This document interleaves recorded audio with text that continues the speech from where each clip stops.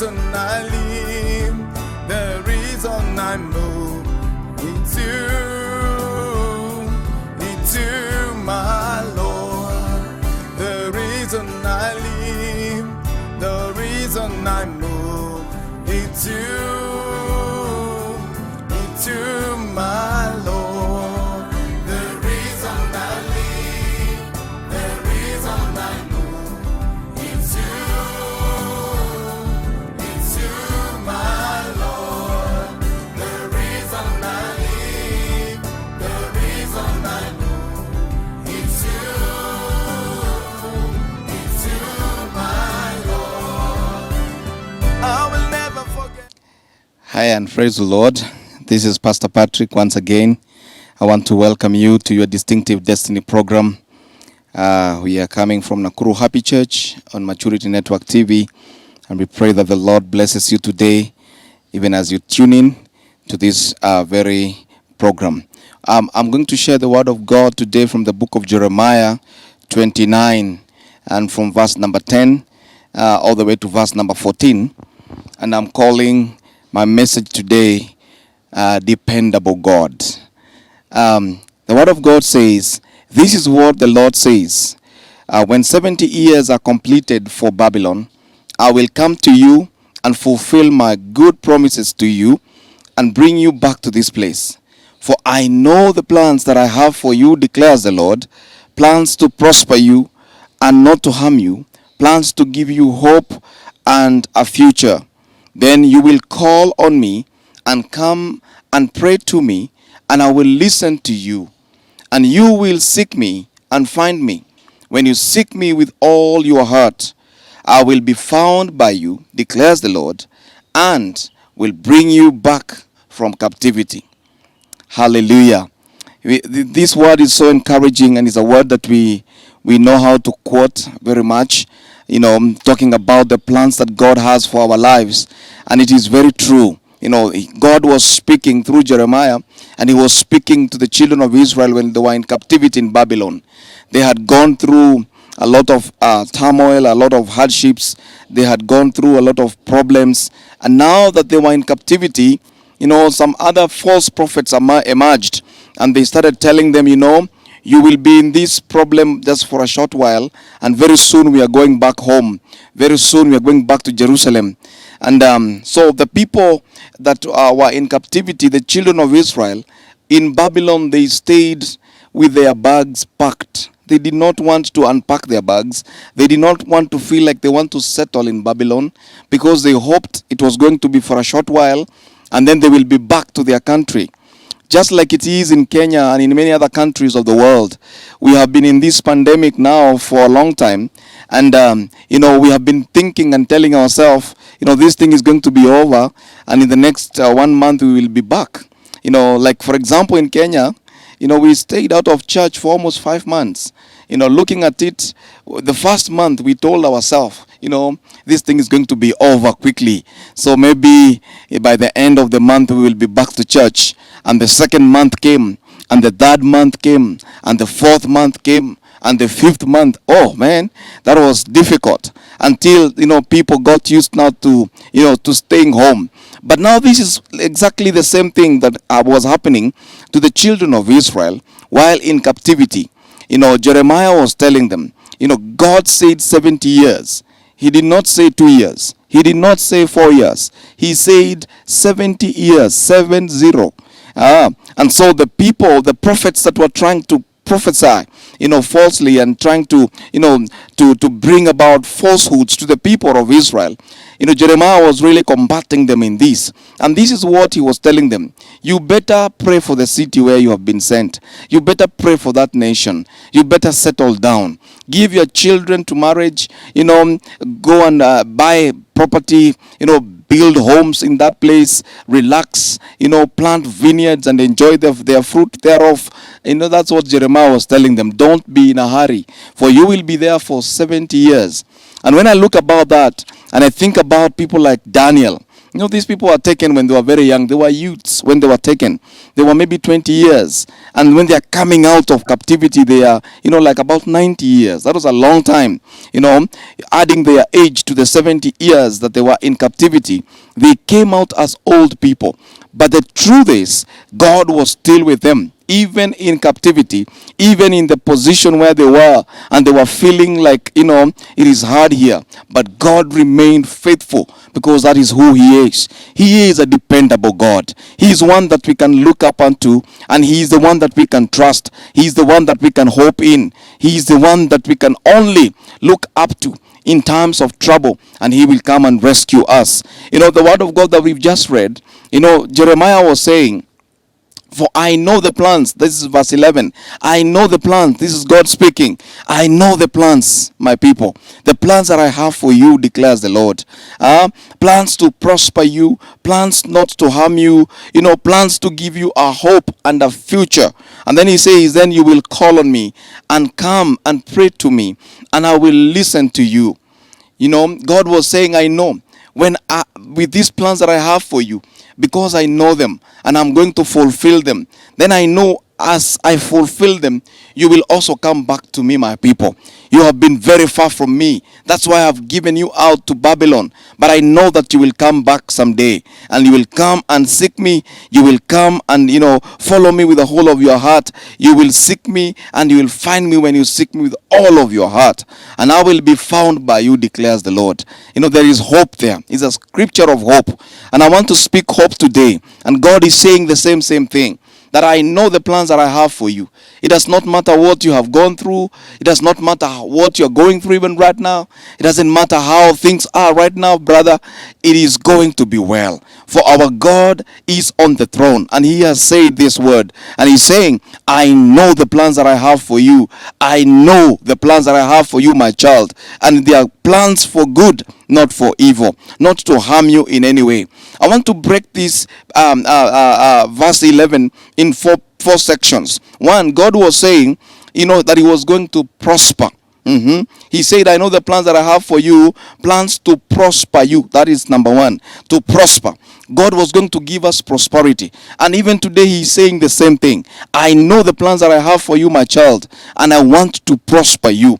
He wants to prosper us spiritually. He wants to prosper us financially. He wants to prosper us materially. He wants to make sure that we are prospered in every way. This is the will and the plan of God concerning our life. And so He is saying, I'm going to prosper you. And He has done that before. When He was with His servant Abraham in the book of Genesis chapter 17, this is what He told Abraham. When Abraham was 90 years old, the Lord appeared to him and said to him, I am Almighty God. Walk before me and be blameless, and I will make my covenant between me and you, and will multiply you. I will multiply you exceedingly. This is what God was saying. I will multiply you. I will increase you. I will prosper you. I will bless you. I will do it exceedingly. Praise the name of the Lord. Above everything that you have ever even thought. I will bless you, Abraham. Just be blameless. Just walk before me rightly. And this is what God is saying even in this scripture today. That even as we desire the blessings of God, which are so rich and adds no sorrow, as Proverbs says, these blessings of God will come to us even as we continue to obey our God, and as we continue to do the will of God, being blameless, walking right before Him, and being a person that is repentant at all time, seeking His face and trusting Him in everything that we do, for we cannot do it on our own. God was telling Abraham, I will bless you and I will increase you, abundantly, exceedingly. I will multiply you. I will make you great. Praise the name of the Lord. And true, God blessed this man. We know that Abraham was one of the richest men that ever lived that time.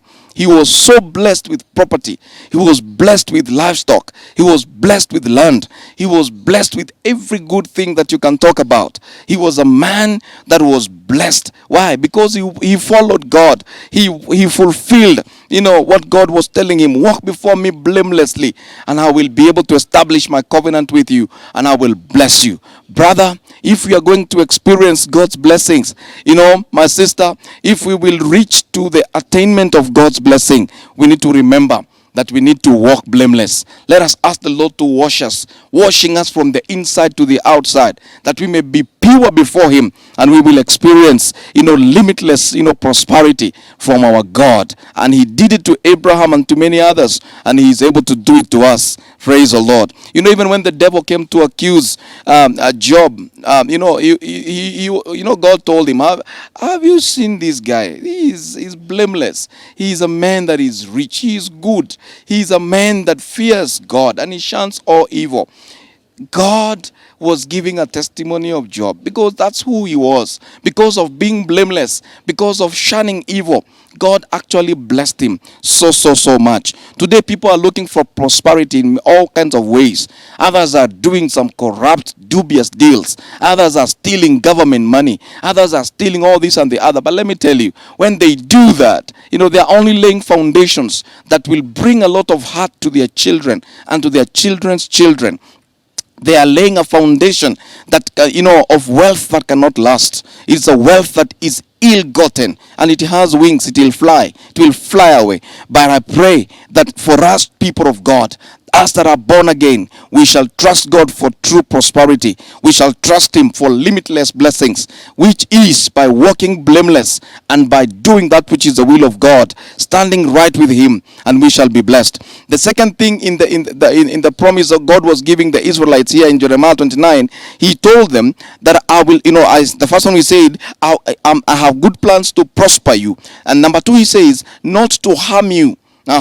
But plans to give you hope and a future. So the second thing, God is not intending us to get any harm. He wants us to be protected. In other words, God was telling them that I will protect you.